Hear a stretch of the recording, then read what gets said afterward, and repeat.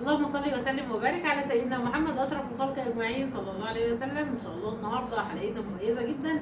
شايفين كميه الزيوت اللي الحلقه اللي وعدتكم بيها، والله انا نفسي اجهزها من زمان. حتى يا نجا الزيوت اللي لسه فايضه من السنه اللي فاتت، لا مش ده، العلبه اللي لسه فيها. عندي علبه كده كبيره، ازازه كبيره، بفضي فيها الزيت بعد ما بكونه واظبطه خلاص، واعينه في جنب، مش في اي مكان، يعني في مكان رطب حلو، وبفضي فيه في الازايز الفاضيه دي، بعينها تاني ما برميهاش وافضي فيه. ساعه ما بيخلصوا ارجع املاهم تاني من الازازه الكبيره. خلطه جباره، ما بشتريش زيت من بره خالص غير الخلطه الاساسيه اللي بعمل منها مجموعه الزيوت اللي انتم شايفينها دي، اللي جبناها من عند العطار. وهقول لكم عليها. هات يا نجا. شايفين ازازه بيبس الشويه دولت اللي كانوا لسه فايضين عندنا اهو. وبما ان المدارس جايه بقى والصبح كل يوم هنسرح، فالزيت ده مش هيعمل معانا اي نتيجه، مش هيكفي حاجه يعني. الازازه دي رتلين، الكميه اللي انا هعملها ان شاء الله هتملى ازازه حوالي رتلين او اقل حاجه بسيطه. فتعالوا نشوف احنا هنعمل ايه. شيل دي بس على جنب. خلطة الزيت دي ما شاء الله جبارة. شوفوا بقى، انا قربت بس الكاميرا علشان تشوف كمية الزيوت اللي عندي. الزيوت ده انا شارياها من عند اي عطار، بتجيبيها من عند اي عطار لو مش موجودة في الزجاجات الصغيرة اللي انت شايفاها دي. يعني ايه اهي، ممكن تلاقيها موجودة مثلا في مستلزمات اللي هي الطبية اللي بيبقى فيها الاشياء اللي هي الطبية اللي بنحتاجها. انا مجهزة طبعا معلقة وسكينة ومشط، الحاجات دي كلها اقول لكم محتاجها في ايه وهنعملها مع بعض. الزيوت يا جماعة ممكن تتحكمي فيها، يعني ممكن ما تجيبيش كمية الزيوت دي خالص، ممكن تجيبي زيوت تانية اللي احنا هنستخدمها، اللي هي الخلطة دي بس الزيوت دي بتبقى خام، فيها مادة فعالة حلوة جدا للشعر ومناسبة ليه جدا. الزيوت اللي بنشتريها غالية قوي، هنشتريها بمبلغ بسيط، هنعملها في البيت بمبلغ بسيط، وهقول لكم ازاي. يعني مثلا انا جايبة زيت الارجان، وجايبة زيت التوم وسمسم وصبار وخروع وجوجوبا وروزماري ولوزمر وجرجير، من كل نوع اتنين اتنين. الارجان بس هو اللي جبت منه واحد، لان في كذا هنا حاجة. اهو بالارجان اهي. الارجان بيعمل ايه؟ بينعم معانا الشعر ويكثفه ويخليه رطب كده وحلو، مش هايش ولا حاجه.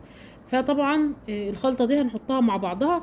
بس انا جايبه من كل نوع اتنين. ليه؟ الدور اللي فات الخلطه اللي عملتها معاكم السنه اللي فاتت كانت ناجحه جدا وجايبه مشاهدات ما شاء الله عاليه، وكل اللي جرب الزيت ده بجد شكر فيه جدا. المره دي المهم تلتزم يعني. شوفوا كل واحده فيهم فيها ورقه اهي لدواعي الاستخدام. بالتدليك يستخدم في ايه؟ بالتدليك للحصول على شعر صحي وطويل، يساعد على تغذية الشعر والتخلص من تساقطه وتقصفه. يمكن استعماله كبديل للبلسم المستخدم لتنعيم الشعر، للمساعدة في إصلاح الشعر التالف. يساعد في حالات الحكة والجرب والقروح. يدهن مكان الإصابة بالزيت مرتين يوميا. أهو الخلطات دي صحية كلها وما شاء الله، يعني بجد بجد هتختاري احسن خلطة هتعمليها لولادك بايدك. انا طبعا ايدي بس ايه، كنت بشتغل النهاردة شوية حاجات كده، فطبعا ايدي وجعتني عشان كده النهاردة كنت عايزة اجل الفيديو، بس قلت لا اعمله معاكم عشان ايه، قبل المدارس كده نبدأ نعمل الخلطة دي. شوفوا بقى زيت الجرجير اهو، كل زيت فيهم ليه حاجة خاصة بيه.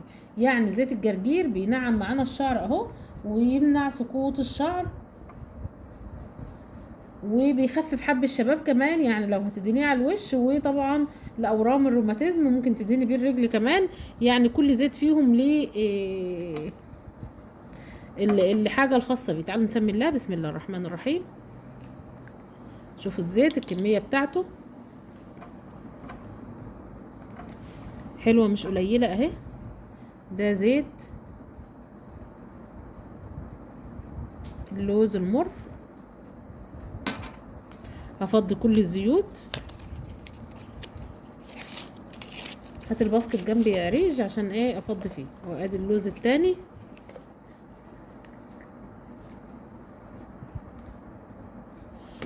طبعا الزيوت ديت كلها بتفيد الشعر قوي.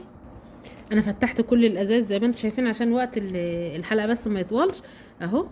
شايفين فوائد السمسم؟ منع التشققات واضافه الليونه والنعومه على الجلد لو بتدهني بيها جلد ايدك.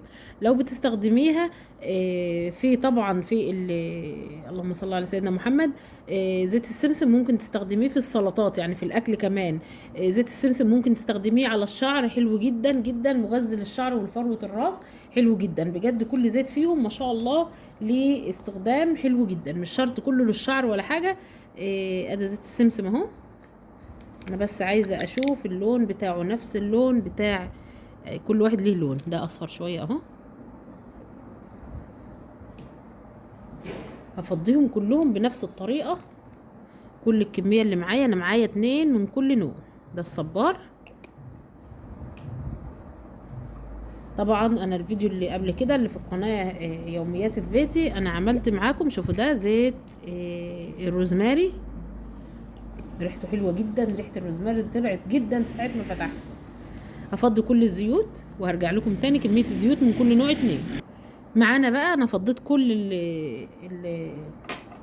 الزيوت اللي هي العطريه كلها اهي، فضيتها. وطبعا انا عينت الازاز بتاعتها ممكن احتاجها على فكره في اي حاجه، ان انا مثلا اعين فيهم حاجات من دي. وطبعا هستخدم بقى الزيوت اللي انا قلت لكم. انا ما جبتش ماركه معينه. اهم حاجه في الزيت اللي هتستخدميه ان يبقى فيه كل العناصر الغذائيه اللي هتغذي شعرك وفروه الراس بتاعتك. فطبعا جبت زيت حرير اوميجا، زيت شعر. انا طبعا هستخدمه، ده غني بالاوميجا 3 اهو. طبعا الخلطه دي جباره، يعني انا بعمل دي بتاخد معايا يعني فتره كبيره زي ما قلت لكم سنه، وغير ما اني بعت منها شويه كمان. هي مكلفه شويه في الاول وبعد كده بتفضل معاكي فتره كبيره جدا، فبجد هتوفر عليكي كتير. وتاني زيت اللي هو الفاتيكا، ده مش شرط عندي فاتيكا، انا جايباه بالالوفيرا اهو. طبعا ريحه الزيت خطيره، بس ريحه الزيت اللي هو الاولاني اللي انا جايباه اللي هو الخام كان فيه ريحه زيت اللي هو التوم، وريحه زيت الجرجير، وجميع انواع الروايح اللي هي الحاجه اللي انت جايباها. مثلا الصبار، ريحه الصبار. فانا استخدمت كل حاجه من دي بطبيعتها، وقلت استخدم العطريه عشان خاطر برضو اما تحطيه على شعر اولادك يبقى ليه ريحه. حابه تزودي ريحته شويه، في ريحه ورد بتشتريها برضو من عند العطار تضيفيها عليهم، او ريحه ياسمين زي ما انت حابه يعني. بس هو الزيت كفيل ان هو ما شاء الله، من ساعه ما فتحته وفضيته على الزيوت بيبقى فيه ماده كده بتبقى ثابته في الشعر، حلو قوي. فطبعا انا استخدمته عشان كده. طبعا ده اللي هو الزيت اللي هو الالو ايفا، ده زيت صبار وزيت زيتون اهو. زي ما قلت لكم انا جايبه الخلطه من الخلطه نفسها، مش نوع الماركه، مش عايزه نوع الماركه. وده باللوز، اي ماركه بقى تفضليها تستخدميها، مش شرط ده اهو. انا عندي بقى زيت جوز هند خام، انا شارياه من عند العطار، شاريه ازازه هوريها لكم دلوقتي حالا. انا اسفه على الاطاله علشان خاطر بس الفيديو يبقى فيه توضيح. وده طبعا بجوز الهند اللي هو الفاتيكا، ده بيكثف الشعر اهو. ده بجوز الهند. هي الازازه دي على فكره ما بتاخدش زيت كتير، بس ايه ما شاء الله حلو يعني. على فكره الزيت ده ريحته حلوه قوي بتاع جوز الهند، ده جميل. وجايبه زيت ده لكل انواع الشعر اهو. انا جايباه بايه؟ غني بزيت الملك. ده فيه حوالي 8 زيوت، اللي هو زيت سباركل اكسترا ده. شوفوا ده بقى، هفتحه بقى واطلعه وافضيه كله الاول. دي اخر ازازه زيت معانا اهي. دي طبعا فيه 8 زيوت. ما علينا من اللون، الالوان دي كلها بتبقى الوان صناعيه، بس احنا اهم حاجه عندنا الزيوت المضافه ليه للمواد اللي فيه، وكمان الريحه بتاعته. ما شاء الله الزيت ريحته بقت عسل عسل عسل. طبعا اهم حاجه زيت الزيتون وزيت جوز الهند. انا شاريه ازازه من عند العطار، دي لتر، بس انا طبعا مستخدمه منها ومش هفضيها كلها يعني. شوفوا انا هحط حوالي نص لتر، نص لتر زيت زيتون بكر خام اهو. كده فضيت نص الازازه. ليه؟ انا شوفوا انا فايض منها جزء اهو، لان انا كنت بستخدم منها ده الزيت البكر اللي بستخدمه في المطبخ يا جماعه، في السلطات مفيش مشكله خالص، بتستخدميه في الشعر عادي. هو كده كده اغلب زيوت الشعر محطوط فيها زيت زيتون. بصوا بقى السر كله في زيت جوز الهند ده اهو. ده زيت بكر بالشرى من عند العطار، دي ازازه لتر كامله اهي. انا بستخدمها بتفضل معايا بالسنين يعني، ما تقلقوش منها خالص، بتقعد حوالي 3 سنين صلاحتها، ما بيجرالهاش حاجه. انا عامله كميه كبيره عن السنه اللي فاتت، فطبعا لان في ناس موصياني عايزين زيت من ده انا ببيعه عادي يعني، فانا مزوده شويه اهو. هفضي حوالي برضو نص لتر، يعني هفضي لتر زيت زيتون على زيت جوز الهند والزيوت التانية اللي انا قلت لكم عليها اهي. شايفين الزيت؟ لو زيت جوز الهند لو نزل معاكي سايل اعرفي ان هو مغشوش، لازم ينزل كتل زي ما انت شايفه كده. هفضي بس نص الازازه وهرجع لكم تاني. شايفين الكميه ما شاء الله قد ايه؟ ده اكتر من 2 لتر ما شاء الله، يعني هعبي ازازه وشويه. انا كمان شويه انا مش هحط طبعا الزيت القديم عليه، مع انه هيزيدوا حلاوه، لان الزيت بالذات اما بيتعتق بيبقى حلو قوي زي البرفان. شايفين جوز الهند اهو، هو المكتل ده. طبعا هتقلبي فيه على قد ما تقدري لغايه اما خلاص تحسي ان هو تجانس مع بعضه اهو. يعني انتوا عارفين جوزي كان بيقول لي مش عارفه استنى اما اعمل لك ايه في الشنيور كده بالايد بتاعته، حاجه زي المضرب بالكهرباء كده، تقلب معاكي تدمج معاكي الزيوت كويس. فانا قلت له لا هي مش مستاهله، يعني زيت الزيتون الجو لسه حر مش جامد قوي، جامد نص نص، فطبعا هيختلط كويس جدا مع بعض. شايفين الزيوت كميه قد ايه ما شاء الله. شوف انت بتشتري حصره ازازه حصره وبمبلغ وقدره. انا اسفه ان الفيديو طول عليكم جدا، لسه هسرح شعر بنتي قدامكم واوريكم قد ايه بينعم الشعر ما شاء الله. يعني زي ما قلت لكم الخلطه دي انا بستخدمها بقالي سنين. كنا بنجيب دبر امله من السعوديه، والدي رحمه الله عليه ربنا يرحمه يا رب، كان بيجيب لنا اللي هو الدبر امله من السعوديه الاصلي اللي هو الذهبي، والتاني اللي هو بالياسمين والعادي، فاللي هو بزيت الزيتون والياسمين. فبقينا نجيبه من هنا بقى بعد ما ربنا توفاه ربنا يرحمه يا رب. فما عدناش بنلاقيه حلو، ما عادش صحي حلو زي الاول، ولا عاد بيسيح الشعر ويطوله وينعمه ولا الكلام ده خالص. فقلت نعمل ايه بقى؟ نرجع لخلطات زمان. من ساعه ما جربتها ما بطلتش اعملها قبل كده، على طول من يومها بقى وانا بعمل على طول الخلطه بتاعه الشعر دي، وتفضل معايا بالسنه والسنه ونص كمان. وانا وريت لكم الازازه اهي، دي خير شاهد ودليل. شوفوا بقالها سنة او اكتر من سنة ما شاء الله. يعني هفضي الزيت ده كله في الازازة، وهملأ ازازة صغيرة كده وهرجع لكم تاني. شوفوا ازازة بيبس اهي غسلاها ومفضياها، هفضي فيها كمية الزيت اللي عندي وهرجع لكم تاني. شوفوا بقى انا هفضيه في الازازة. شوفوا انا تقيل جدا عليا، يعني استعنت بصديق، استعنت ببنتي تساعدني. بسم الله الرحمن الرحيم. انا خايفة بس اهدر منه اهو. اقفلي يا امل على ما نعبي شوية بشوية كده على قدنا. وبعدين بصوا بقى انا عملت ايه، عملت الكميه دي كلها، الازازه دي اتملت ونص ازازه كمان. فطبعا انا خدت من الازازه ده الجزء اللي ناقص ده، والجزء التاني اللي فاض معايا من الازازه التانيه، وعملت كل الازاز دي عبيتها اهي زي ما انتم شايفين، كلها عبيتها علشان هعينها بقى متعبيه جاهزه كده اهي للاستخدام على طول. طبعا لو عايزه تعمليه مشروع اعمليه، بس اعرفي انت كلفت قد ايه. يعني انا شاريه زيت زيتون، لتر زيت زيتون ولتر زيت جوز الهند، وشاريه كمان الزيوت العطريه اللي هي الخام الصغيره دي، اللي هي الجوجوبا والجرجير واللوز المر والخروع والحاجات دي كلها. وطبعا شاريه كميه الزيوت دي، فانت بتحسبي التكلفه بتاعتك قد ايه، وهتبيعي بكام العلبه بالظبط، وهتقدري توفري منها ولا لا لو عايزه تعملها مشروع. لو هتعملها لاولادك ده احسن استثمار من انك تشتري كل يوم والتاني ازازه زيت.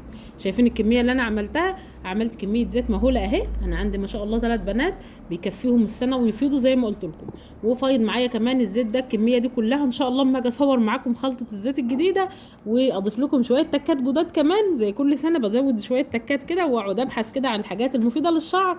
فهقول لكم ان شاء الله، هوريكم الزيت هيبقى فاضل معايا كميه قد ايه. تعالوا بقى اوريكم شعر بنتي وانا بسرحه لها بالزيت الجميل الاختراع اللي انا عاملاه ده. ما شاء الله حلو جدا وكله فوايد. حطيت فيه اللوز، وحطيت فيه كمان الوفيرا، وحطيت فيه الصبار وزيت الزيتون والارجان، وغير الزيوت في 8 زيوت غير الزيوت اللي انا حطاها معاكم اللي هي الخام. اتمنى الجزء ده يعجبكم. تعالوا بقى ايه اما نسرح شعر بنتي معاكم. شوفوا بقى انا اهو، يعني هي مسرحه من امبارح، ما حطيتش زيت والله النهارده خالص لسه اهو. وهحط لها دلوقتي حالا من الزيت. شوفوا انا بسرح بالمشط ده، انا بسرح لهم بسلك لهم لو شعرهم مثلا ما سرحوش او لسه طالعين من تحت الدش، بسرح باللي هو الخشب الواسع ده اهو، ما بينسلش معايا الشعر ولا حاجه. انما طبعا لما احب اعمل تسريحه او اقسم الشعر مثلا او حاجه، بقسم الشعر بايه؟ بالمشط الرفيع ده. الزيت اللي احنا عاملينه لسه مع بعض اهو، شايفين شكله ولونه عامل ازاي؟ يا ريت بقى الكاميرا يبقى فيها كمان حاجه تطلع معاكم الريحه، ريحته خطيره.